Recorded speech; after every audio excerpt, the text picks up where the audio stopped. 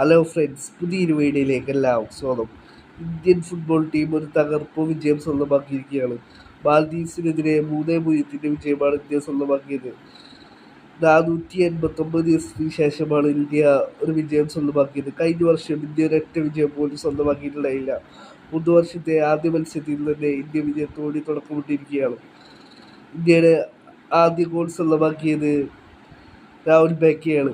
രണ്ടാം goal list കൊളാക്കയാണ് സ്വന്തമാക്കിയത്. പിന്നീട് സുനിൽ ഛേത്രിയാണ് മൂന്നാം ഗോൾ സ്വന്തമാക്കിയത്.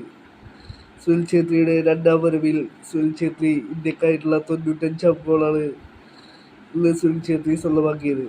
മനോലോ മാർക്കസിന് കീഴിലുള്ള ഇന്ത്യയുടെ ആദ്യ വിജയമാണ് ഇന്ത്യയിൽ സ്വന്തമാക്കിയത്.